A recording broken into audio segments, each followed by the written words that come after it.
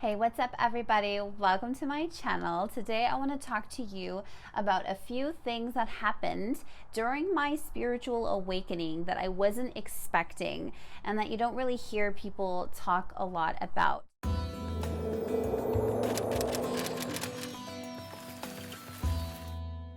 If you're going through a spiritual awakening right now, welcome to the club. I am here for you. If you have any questions, if you just need a little bit of guidance, please leave a comment down below. Reach out to me because I'm totally here. I know this journey can be, a tumultuous one, and that's okay. Mine was. So without any further ado, let's just get right into the nitty-gritty of it all. Okay, so first of all, and this one was a little difficult for my husband to digest. In fact, he still talks about it to this day. I stopped wanting to watch horror movies. I was a horror buff all the way in my teenage years up into my mid-20s, young 20s, I would say. And I believe my spiritual journey really began when I gave birth to my first daughter, or actually during my pregnancy with my first daughter. It was when she was born that I just could not bring myself to watch the imagery. I don't need help.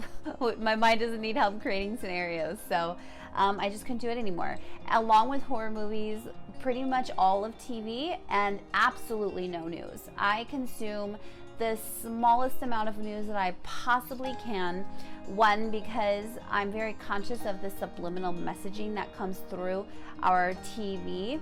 But two, I just am very protective over my energy, and all that negativity just brings me down. So number two kind of goes along with the first one, and that's that I stopped wanting to listen to mainstream music. Pretty much anything pop culture, I just did not have the energy to want to listen to. I would rather sit in quiet than listen to anything that I just wasn't vibing with. Like energetically, my body just wouldn't let me anymore. And it's interesting because I am myself a musician, a performer, a singer, and so I'm a big fan of music. Always have been, always will be. It's just now I'm a little more selective. Okay, number three, I stopped wanting to drink. Like, I was no doubt in my later teens, in my 20s, pretty much all of my 20s.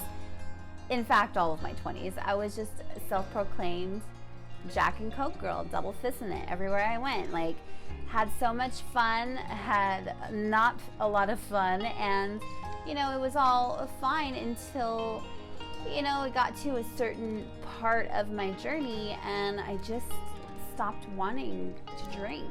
And in fact, this year, starting in January of 2021, I'm not drinking at all. And right now, I just celebrated my 34th birthday, April 20th. Today is the 22nd.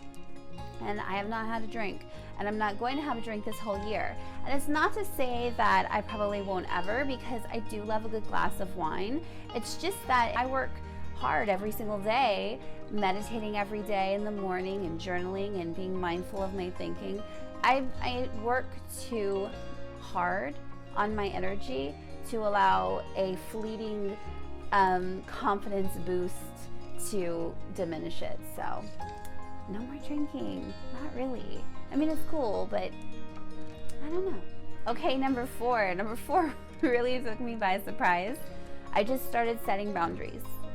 I don't know where this part of me came from. I just literally am a recovering people pleaser, and so it was really difficult for me my whole life to set boundaries and to show people how I wanted to be treated. And so during my spiritual awakening and throughout my whole spiritual journey, now I set boundaries all the time, and I do it right away, straight up front. And I've learned how to do it in such a way that it's not, I'm not being a total asshole, I'm not being a bitch about it. So that one is a good one. That's a good one. Number five, I think, is totally interesting. Something that I would have never really expected either, but I actually really enjoy. And it's that I stopped talking so much. I mean, I'm talking to you guys here now, but when I am in a group of people or even just one-on-one with someone, I do way more listening. And it's interesting too, because I've always been the listener, and always been the kind of person that people come to when they have a problem. But yeah, I just stopped talking and started really listening to what people were saying. But I think even more than that is I'm listening to them energetically. I'm looking at them and paying attention to, you know, what they're saying, yes, but their body language. How do they feel towards me? What is it even that they're saying? And do I resonate with any of that? I really like this one. And, you know, they say that the person in the room who's talking the most is the one that is the least confident.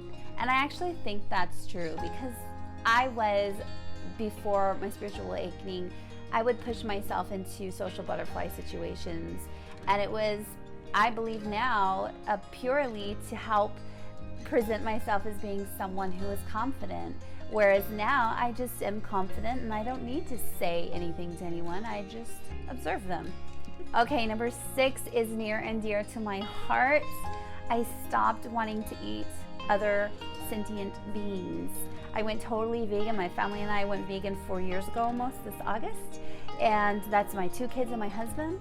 And even our dogs are vegan. So I just stopped wanting to take part in the genocide of millions and millions and millions of innocent beings. I just didn't want to take part in the torture and the pain that these animals go through anymore. And so we don't. You know, I'm sure that there's a bunch of other things that are different now with me than they were before my spiritual awakening. And I do want to say that there's levels to this shit. Like, you know, I didn't just wake up and was like, oh, I'm spiritually awakened and all these things are different about me. These things all happened at different times during my journey, and, you know, absolutely believe that they are perfectly placed in part of the growth of me and my soul. So I would love to hear if you have any quirky little things that happened to you when you went through your spiritual awakening. And again, if you need any help, if you have any questions, or if there's anything that you just need to get off your chest, I'm here for you. Comment below. I'm on social media. You can check me out on Instagram and TikTok, and I'll put the links right here for you guys. So until next time, have such a beautiful day. Be blessed, be loved, be light, be okay with your shadow. Embrace yourself and show yourself some grace. I love you guys, and I'll see you next time.